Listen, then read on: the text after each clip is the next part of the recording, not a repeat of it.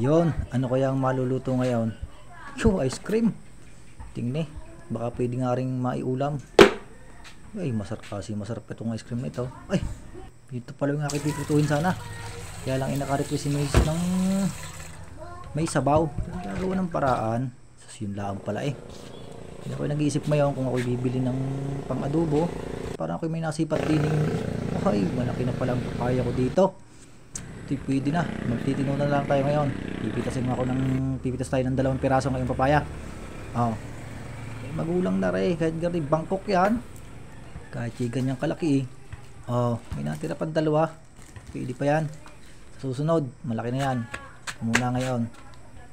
Yung aking alagang aso'y gutom na rin yata. Ay, pichi. Pilusupot ka. Nako, ay nagkalat na ang 2 batang are. Oh, magkatukayo. Busy naman si Mrs. Mag-cover na rin yung notebook at sa July 29 ay pasok na. Oh, ito ngayon may handa ngayon ng ating panghapunan na gusto niya ati tinola. Di atin ang babaltan na rin papayang are. Ani pag-are. Oh, saglit lang yan. Tamo ga. Panto. Oh, ay dadalwa ang buto. 4 pala yun. Atin na yung hugasan at malinis. Yan, ayos ng ganyan kaunting hugas at yan na may hindi madumi. Bago ngayon ilalatag na rin 3 hitang arena. Akin sanang piprituhin. Mabilis lang gayatin yan. Oh, kitam. Bago ngayon, atin din itong hugasan. Nang ito mamaya may maluluto na. Bago kukuha ka ngayon ako ng luya, sibuyas, tsaka ay bawang. Oh, yan lang na iayos na yan. Bago ngayon, gagayatin ko na rin. Anin pa ba yan? Gagayatin ko na rin yan. Oh, tingnan napakabilis lang. Oh, pwede ngayong preparado na agad ang ating mga sangkap pang tinula. Kami naman ay 4 na kakain. Ay ayos na yan.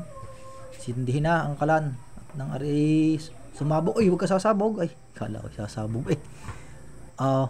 Napakasimpleng magsindi ng kalan. Gayon lang naman oh. Hindi kayo mabilis bumaga yan. Ako magtatakal ngayon ako ng bigas para pagkaluto ng tinola, hindi diretso saing na. Oh. Siguro yung mga 6 na takal at kami 4. Malakas-lakas kumain ng panganay ko eh. Ay, busy si Mrs. Huwag mong istorbohin dyan. Pag nagalit siya, ipunit lahat yan. Ang 2 nagkalat. Baga na pala yun. Lagi ang kawali. Painite. Bago ngayon nakaisip ako maglahok ng malunggay. Hanap sa bakura ng malunggay kung nasaan. Ay, yun. May natira pa nga. Atin ko nitong hihimayin at mailhok din sa ating tinola. Manday na at hihimayin ko na. Oh, simple lang maghimay niyan. Garne lang gagawin nyo. Haklitin nyo lang ng haklitin. Oh, diga, iilang haklit mo lang yan. Diga, himay na. Oh, oh, diga. Oh, ahin pa yan. Tapos, unboxing. Oh, hindi. Yung palang aking kawali mainit na. Lagi na ang mantika. Nang magi sa naring ricadong are. Oh, ayos na yan. Mainit na. Lagi ng ricado. Ay, ayos na yan. Yan, gigisagisahin mo lang. Halu-haluin lang ng kaunti yan eh. Bagaring papaya na unahin ko. Tari makunat. Kahit yan ikakaunti at maliliit eh. Matagal niyang lumambot.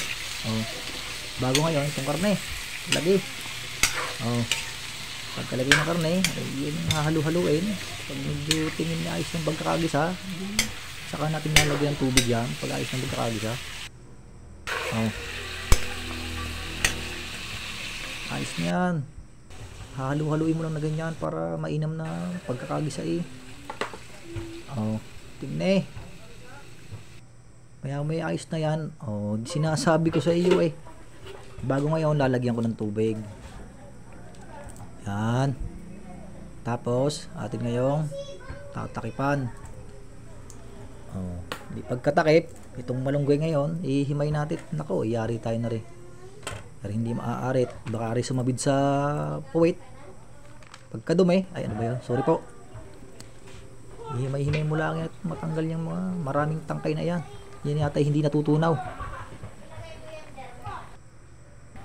Ang lakas ng baga. Papatikman ko ngayon kay Mrs. yan at yan ang nagustuhan niyang luto ngayon ay tinola daw. Tag-ulan ngayon dito eh. At nang makita kong masarap nga. Ang darling, timuse. Ano yan? Patingin. Oh, anong lasa? Oh, ganda. Uy, talagang napatamsap nga naman. Oh, di ka, ang dami pang tirang hihimayin. Ay, nagtatalong mag-ina. Pinakita na ang kanyang watercolor. Maganda daw, pagpasok. Oh, habang nanonood ng basketball. Oh, lakas noon. Ay, malambot na yata ang papaya. Malambot ng papaya. Pwede na. Ilalahok na natin ang malunggay ngayon. Para itong kaunting kulula ang yan ayos na. Ay, digay luto na agad. Pagkasarap niya ang panghapunan ngayon. Dahil tag-ulan. Oh, diba? Sa 4 na tao sobra yan. Oh, ngayon, tapos na ang ating ulam. Handa na ngayon tayo mamaya pagkakain. Oh, salamat po. Ay, ano ba yon? Siya.